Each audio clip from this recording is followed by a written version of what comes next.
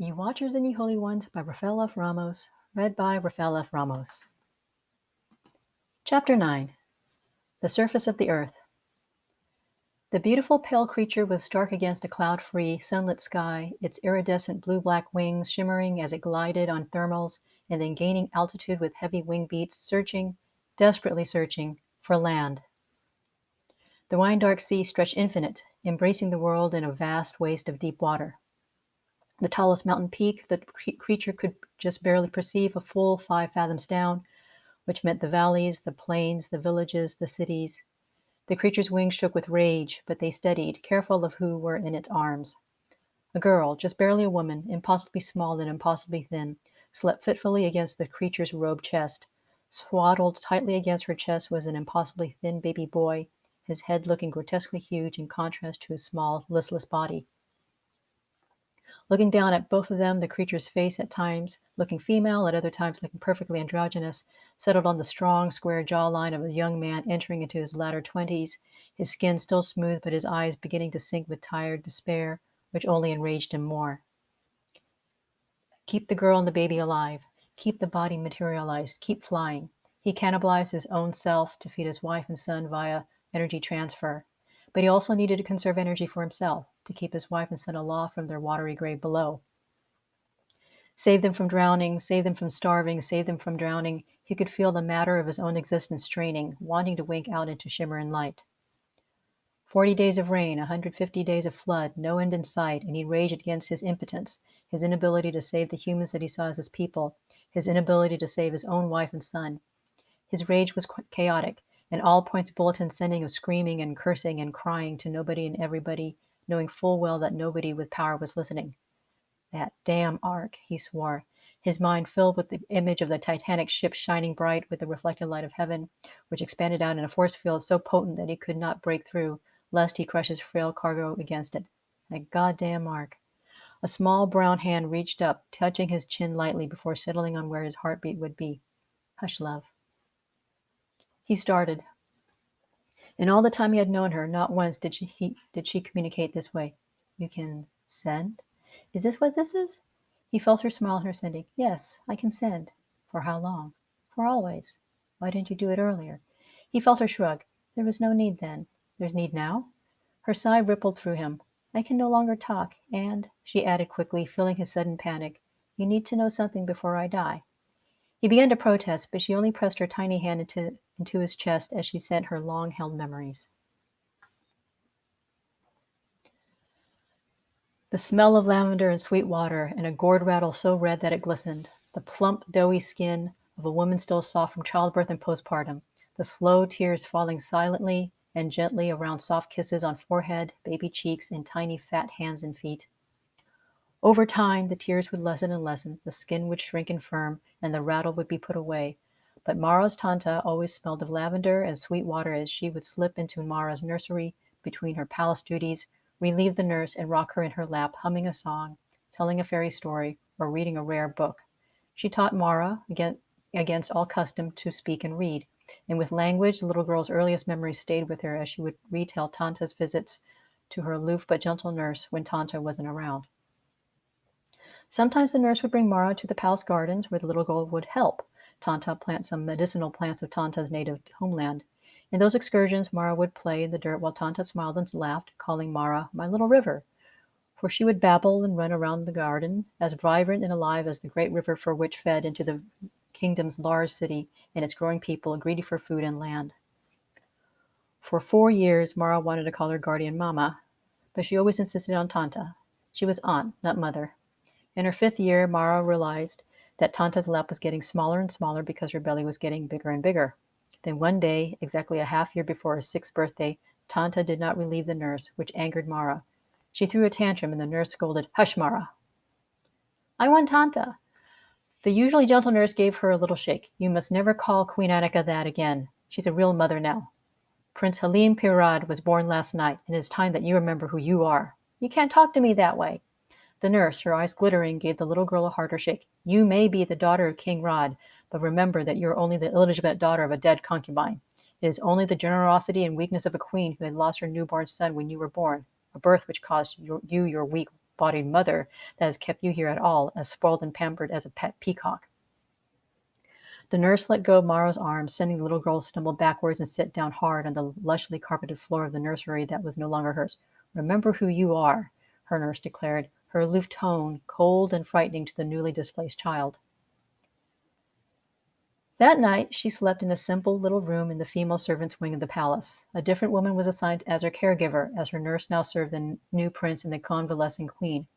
As Mara was too young to do any proper work, but too old to be allowed to play all day, the caregiver would bring her to the gardens to learn the craft of the gardeners, and then, when the day would wane into night, bring her indoors to learn weaving and sewing with the other servant women of the palace.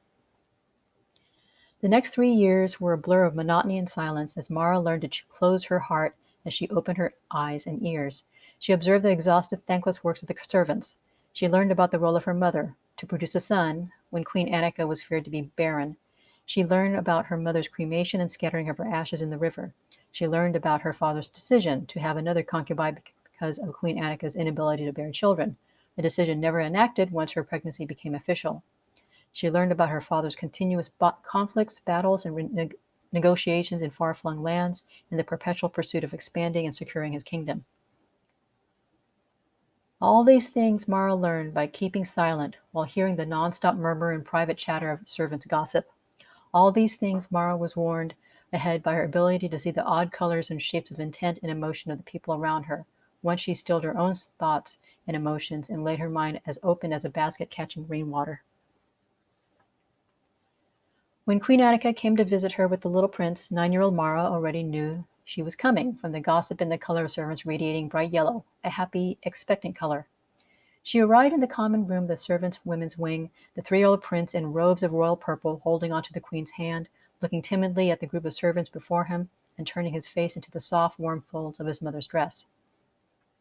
Mara tried not to look at the queen and ended up staring at the little boy, who saw her and cried, "Go away!" Mara felt all eyes on her, but the queen only said, "Hush, Halim, don't be rude." She presented the prince before her. "Mara, this is my son Halim. Halim, say hello to Mara, your sister." The servants stared agog as Mara's heart skipped. She looked at the scared little boy and then at the queen. "Hello," the little boy said, still clinging to his mother's side. "Hello," Mara replied automatically, her voice sounding distant and not her own. The queen looked at the servants and gave a small nod, indicating a need for some space, and they drifted away a little, affording her and the two children a little bit of privacy. "My little river, I'm so sorry. Your father, well, let's say he did understand why you needed me. In many ways, I am just as powerless as you. But you've grown, yes? You're no longer my little river?" Mara heard her kneel down to her level. When she looked up, the queen looked blurry. The queen put her arms around Mara, even as her son clung to her dress. Yes, she still smelled of lavender and sweet water. "I miss you, Tanta," Mara whispered. As if to recapture lost time, Tanta would send for Mara when she and Halim were visiting the gardens about once a week. It was there that Mara taught Halim how to climb the velojune tree, and it was there that Tanta taught the two children the names and uses of the plants, like the hazel herb, which was useful for fevers and pain. But then Mara again noticed Tanta's growing belly. When she hugged Tanta goodbye for what would be the last time, she could feel underneath the happy yellow color of Tanta's pregnancy a dull, ugly gray that scared her. The weekly visits to the garden ended, and the entire palace seemed to hold its breath. One day she heard a young boy's voice. "Mara, it's Mama." Her heart racing at his words, Mara looked up from her book, a gift from Tanta. Halim's face was still, as if he were trying hard not to cry. She left her book to follow Halim to wherever he would lead. But he did not lead her far, for at the entrance of the common room was Halim's nurse, who used to be Mara's old nurse. She looked angry, but tried to make her anger look concerned. "Your Highness, we really need to come away. Your father, not without Mara. Prince Halim, what has this girl to do with your father needing you by his side?"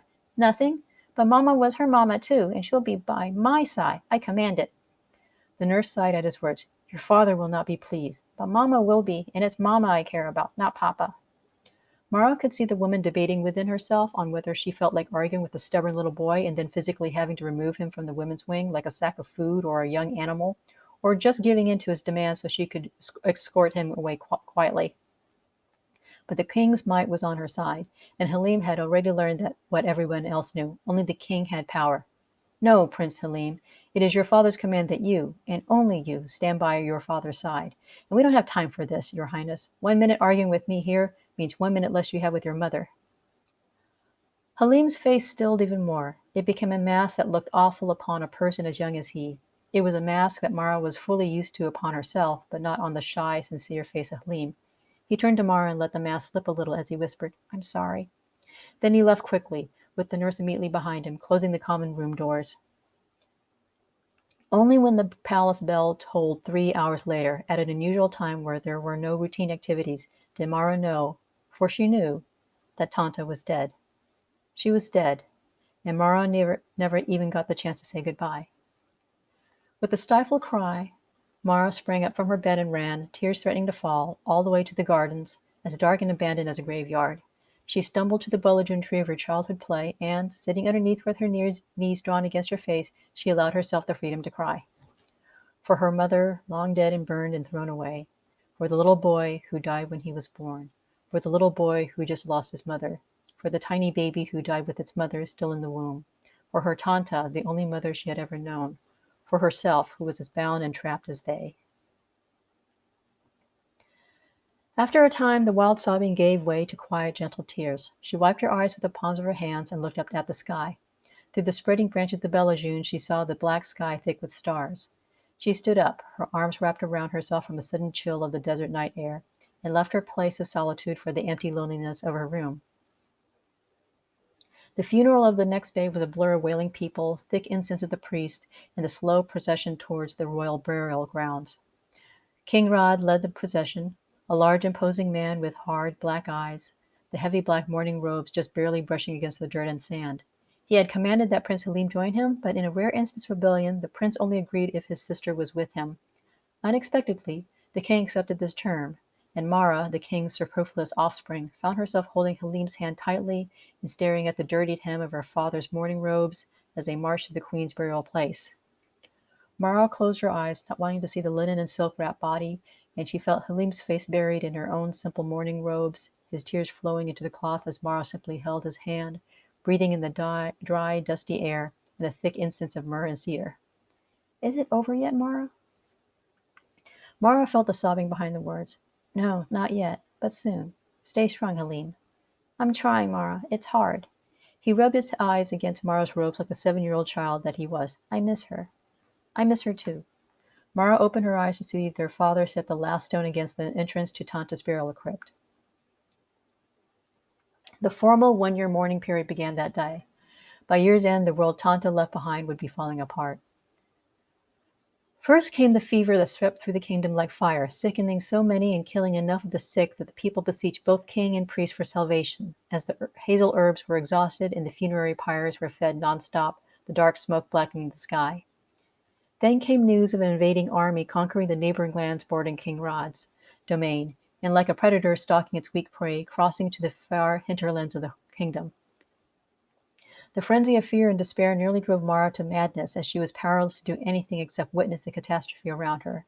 When Halim took sick with the fever, it took the bodily restraint of the palace guards to keep Mara from him, as her old nurse scolded, "Do you want to get the fever too? The healers are with him. All we can do is wait and pray to the gods." When the priests assured the king that defeating the invaders would end the epidemic, the palace came alive with activity and pending war, and Mara could no longer keep silent. In the vacant time between the changing of the guards, Mara slipped into the council chamber, where her father spent most of his time when he was in the palace. There she stopped, stunned to see King Rod in full armor, in deep consultation with his most senior generals. She realized then that he had fully intended to lead the charge to meet the invaders on the field of battle. "What? No!" King Rod looked at her and in an even voice said, "Mara, go back to the women's quarters."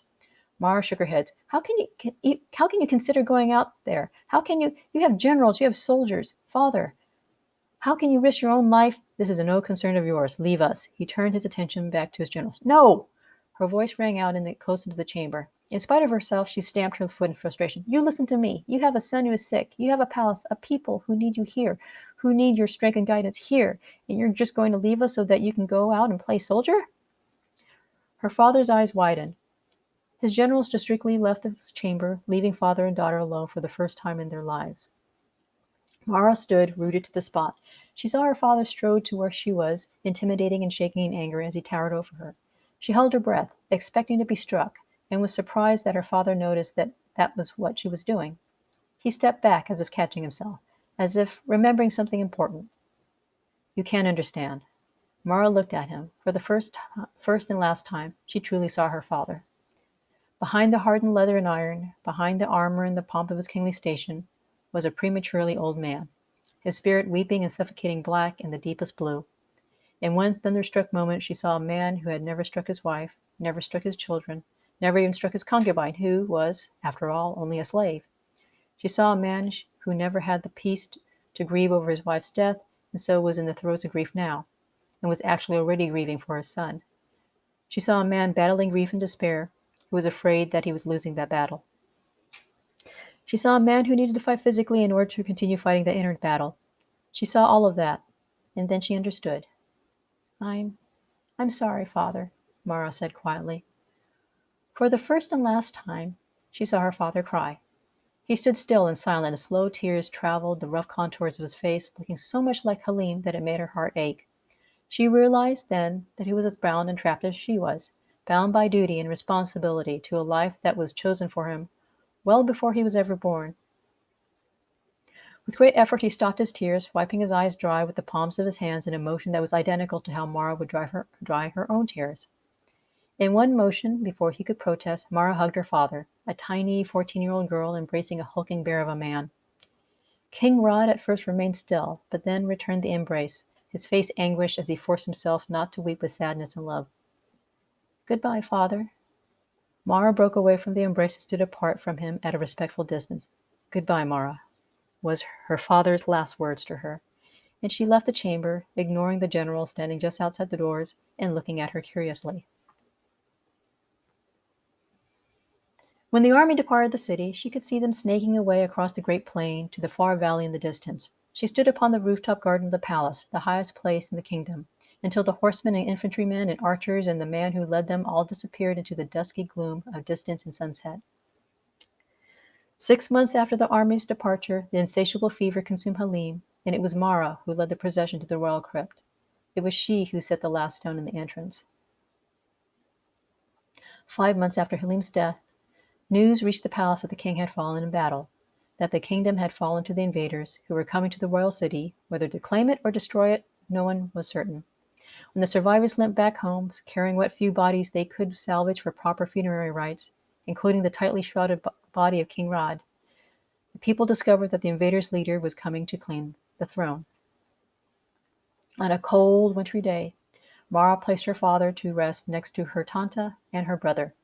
The next day, for the first time in 2 years, she removed and put away her black mourning robes. She refused the assistance of the handmaidens, preferring to bathe in solitude and silence.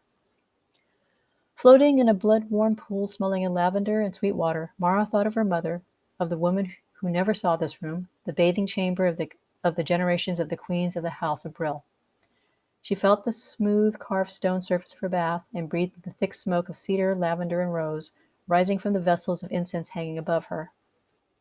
With careful and efficient movements, she scrubbed herself smooth, combed through her long dark hair with fingers wrinkled as an old woman's, and rinsed herself thoroughly before leaving the water. She slipped on the oversized drying robe of a woman much larger than she and rubbed her hair dry with a thick swath of woven Belgian fibers. Once dried, she removed the robe and, removing the stopper of a thick glass bottle, anointed her body with a thin, resin-smelling oil, even rubbing it into her hair.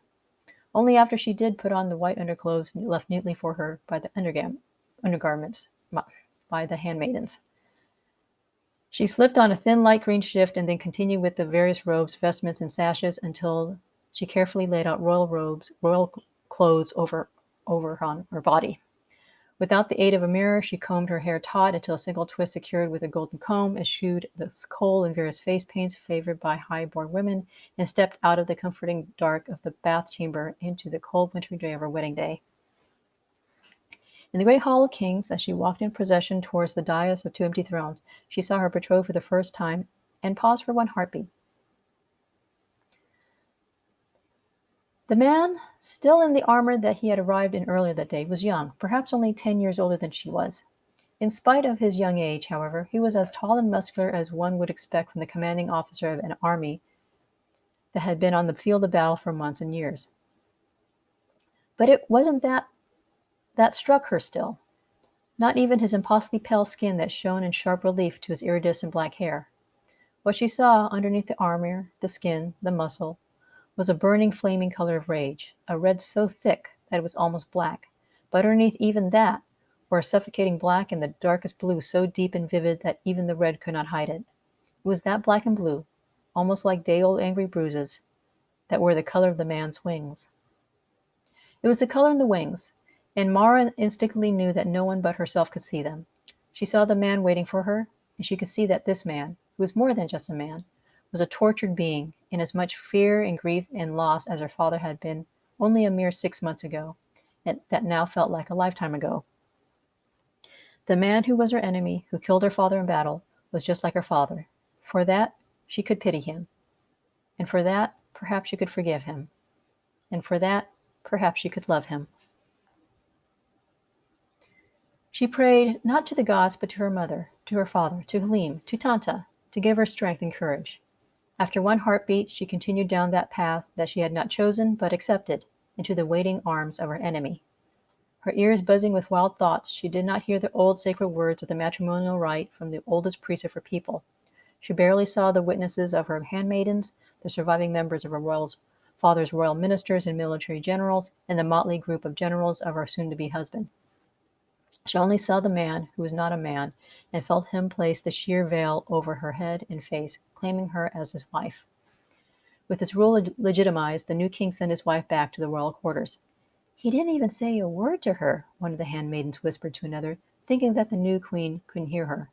But Mara heard. Unlike the priest's prediction, it was the invaders who ended the fever, with their foreign herbs and odd decoctions of fermented grains and green-black mold. Mara would be a married woman for 7 days before she saw her husband again, busy as he was coordinating the training of the kingdom's healers in the ways of his army healers, and then ensuring that every sickened person received treatment. The relief felt throughout the palace was palpable, as Mara heard the gossip turn from fear and despair to hope and gratitude. Rod may have been their king, but had been a distant martial ruler, leaving the day-to-day governing to his ministers.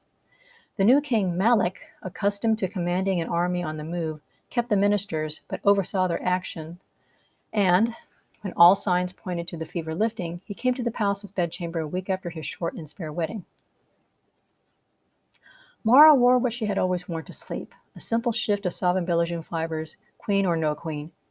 She sat staring at a lone candle to still her thoughts, as she received official notice earlier that day that the king would be with her that night. She stared at the bright, spare flame, trying to fit what she knew about sex with what she knew about an invisibly winged man. Although still a virgin, Mara was not ignorant about a wife's or a concubine's duties to her man. Between Tanta, her old nurse, and the various gossipy women in the servants' quarters, Mara knew about the process of baby-making. She even saw the human male's parts when she helped Tanta clean Halim when he was little and had accidentally urinated all over himself while sitting in the dirt.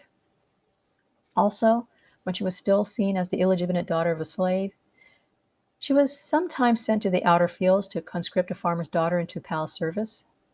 Depending on the season, she would see the mating of sheep, goats, or cattle. While strenuous for the male, the female always looked cross or bored. Mara smiled at the thought, for, of course, humans were different. But her husband wasn't exactly human. She started when the great door to the bedchamber opened and he entered, holding a single oil lamp. She quickly returned to the candle as he heard him undress in silence. After a short while, she said, "Thank you for saving my people." He remained silent, but she could feel him observing her. Your people's healers have been miraculous, Mara. His deep baritone was soft and gentle. You needn't be afraid of me. She looked away from the candle and saw him, but like at their wedding day, it was not his nakedness that startled her, but his impossible wings, which still flashed with fiery blue and black, even in the dark bedchamber. Yet she could feel in her marrow bones that he didn't know that she could see his color in his wings, and this realization gave her strength. "I don't fear you," she replied. "You don't?" He looked surprised. Mara stood up and, in answer, slipped off her shift and stepped towards him until she was only 6 inches away. She tilted her head up so she could see his face, and, for the first time, saw that his eyes were an earthly violet. He swept her up and carried her to bed. Mara could feel her husband's body, feverish and muscular, a man comfortable in skin, bones, sinew, and blood. But she could also feel the explosive cacophony of transforming energy as he swept and flew and dove in and around her, as a great osprey tears through the sky and then plunges towards the sea, the uprush of wind, the piercing pressure. As they were now one, she could share in his sensations, in this otherworldly existence, and whether he noticed or not, she couldn't tell, and didn't care, as she stared in the breathless dive, gasping for breath, and then soundlessly screamed, as they pulled up from the dive, the great talons connected the waters, he into and through her, diving and swimming in her body, which arched and ran slick with sweat.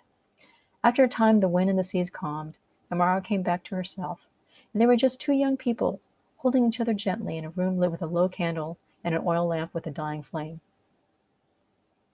When she awoke in the morning, she was alone. For several days it would be as it was that first night, always with the next morning with Mara alone in their nuptial bed. She wondered sadly about that, until one night she woke up after only a couple of hours of sleep. She saw her husband just about to fall asleep, and as she watched, not moving, she saw him disappear in a visible shimmer of air and light.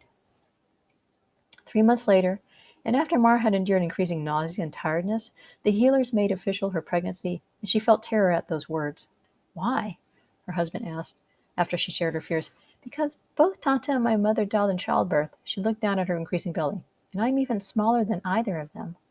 He gave a merry laugh, and, standing behind her, wrapped his arms around her, resting his hands on her hands, which were protectively on her belly. You'll never have to worry about that. On a warm day that promised days of cooler weather, Mara gave birth to her son, Prince Halim Pir Malik, on the very bed that he was conceived. While a healer and a midwife were there, as expected, her husband, against her people's ancient traditions, was also by her side, propping her up, squeezing her hand, and fervently whispering when to breathe, when to push, when to resist. Unbeknownst to anyone, including her husband, Mara could also feel the flow of energy from him, deadening the pain, increasing the pliability of her body so it wouldn't tear and rip. When her husband held her son, a large pale baby with a hearty cry, for the very first time, he whispered, "It is good," and then sobbed heavily. The healer and midwife assumed his tears were from joy and relief, but Mara, even in her exhaustion, could see the blue color, the color of grief and sadness, expand and swallow what little sparks of yellow he had been feeling throughout the ordeal. When he laid their son on her belly, and when she gave the newborn her breast to suck, the boundless joy she felt was mixed with the sadness that she could not transfer even a little portion of the happiness that she felt to the being who was both husband and yet stranger still. After a period of healing, when both queen and prince became stronger, the king and queen presented their son to the whole kingdom, the oldest priest holding the swaddled prince aloft as they stood upon the rooftop garden of the palace, the multitude cheering below. After the official presentation, the priest returned to the temple, and the royal family turned away from their public audience, retreating from the balcony towards the center of the rooftop garden. "Coming inside?" asked Mara, as she was about to go back to the nursery. "In a bit," her husband replied. "I just need a little space to think." But he looked distracted, his face troubled as he peered at the sky. After she had attended to the needs of her son in the nursery, she suddenly felt compelled to return to the rooftop garden. As she approached the door of the garden, she stopped as she heard two voices, her husband's and another male voice. "You're lying," she heard her husband say, but his voice was icy and cruel, entirely unlike her husband. "Silence then. Angels can't lie," said the other voice. Mara's eyes widened. All right, all right. I don't care if you believe me or not, but a reboot's coming, and all of this will be wiped to start all over. I thought I could save you, but I see it was wrong." The sadness in the stranger's voice was the sadness she always felt in her husband, even as he believed that he had it hidden so well. "I don't need saving," she heard the oddly cruel voice of her husband. Mara decided to speak. "Love, is someone up there?" She pushed open the door just in time to see the faint outlines of an older winged man, weeping the darkest blue from his brown wings, disappear into shimmer and light and rise above the rooftop. She dared not follow this angel with her eyes, instead concentrating on her husband, who burned bright with the red color. "No, Mara, no. Just talking to myself," her husband sweetly lied, opening his arms towards his wife and child. As he held her and kissed their son's head, Mara heard distinctly in her heart, "I'm sorry, Miranda, for not following you." Yet she felt no change in her husband, as if he hadn't heard. As he had kept secret this part of who he was to his own people, to her people, to even Mara. She decided to keep silent what she had heard, what she had seen, to keep hidden the secret that the man Malak was truly the angel Miranda. Mara did not understand the meaning behind reboot, but she felt her husband's wild panic, matched by the iron will of his denial of that panic. When the rain came, it began gently, and the farmers welcomed it. But when it would not stop, and the winds began to blow with increasing strength, the people's calm turned to worry, and then to panic, when the river, their lifeblood, began to overrun its banks, breach the earthen levee walls, and flood the entire valley as the rain became a storm seeming without end. Mara at the rooftop garden saw the people try to evacuate the valley, and how successful her husband's evacuation order was carried through was difficult to tell in the blinding rain lashing against bodies and buildings. In the end, it was just a 16-year-old girl holding tightly a crying 2-month-old baby and a young man desperate to save them. Don't be afraid, he said, expanding long unused wings that materialized as they achieved its full span. I'm not, Mara simply said, their baby secured with sashes against her chest. She looked down as the water swallowed the rooftop garden whole, making the whole earth into endless sea, as her husband, his secret finally revealed, held her tightly as they rose into the wild and stormy sky. She closed her eyes, suddenly afraid of heights. My love, she thought fiercely. My love. Mara's hand released his pressure from his chest, and she sighed deeply. You knew from the beginning. I knew. He groaned in sadness and regret. I should have known. I should have told you before. We are foolish creatures, she interrupted, smiling. Young lovers especially so. I'm not young, Mara. She smiled at that. And how old is Miranda the angel? Miranda the angel is far too old and far too horrific a creature compared to Malak the man. And yet it is Miranda the angel trying to save Malak's wife and child. He groaned in reply. No matter your name, Mara said, you are who you are, and I will always love you. She closed her eyes as she felt the life leave her little boy, and, with one final pulse of her last reserves of life, she pushed away from him. The force of repulsion startled him that his energy transfer connection broke, and he lost material substance. No, he screamed, both in standing and sound, as he saw Mara's body fall like a rag doll to the waters below. He dove down, grabbing for her, but his hands only passed through her, like light illuminating the dust motes of the air. Again and again he tried, in his pathetic pursuit, to save the last of the non-chosen people of God. When Mara and little Halim hit the water, their bodies passed through as silently and gently as if passing through a cloud. The water swallowed them whole, with no splash or wake, as if they were never there. He dove into the water, a fallen creature of light swimming in the waters of the judgment of creation. He looked for Mara and Halim, but they were not there. Swimming to the deepest depth, he saw that Mara and Halim were not there. In flying through the water just above the rocky earth's surface, he saw the extent of the reboot. There were no drowned bodies, human or animal. The evidence of man's existence, his cities, his roads, his temples, his farms, all Techne, were wiped out and wiped clean as if they never existed, as if Mara and little Halim never existed. He shot out of those waters an angel enraged, the color of his rage manifesting itself in an expanding fire in the sky, as if a star exploded, creating a new being burning with hate. He found the ark again, floating peaceably in a peaceable ocean, and he threw himself against it, futile, as the light of heaven's force field around the ship was so impenetrable that, from the inside, the inhabitants of the ark wouldn't have seen nor known an attack was occurring. Exhausted, he turned away and slowly flew at a far enough distance so he couldn't see the ark anymore. Home had been heaven before his fall, and then earth became his adopted home, especially when he became a husband and father. But now he had no home, no place, except for one place reserved for a creature such as he. He had not known how to get there when he was a resident of Earth, but, homeless, rootless, with hate burning him alive, he easily slipped from the Earth to the prison realm of Lightbearer, as if his previous existence was a fool's dream, and he had finally awoken to reality.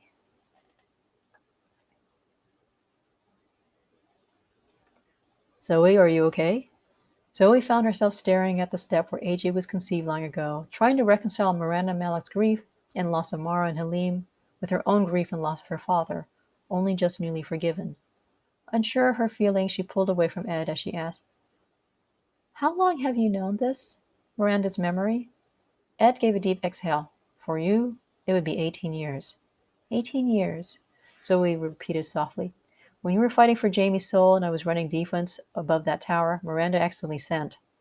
I know you were able to overhear my and Miranda's sending, but you didn't hear this. Why didn't you tell me 18 years ago when you knew? Ah, he shook his head.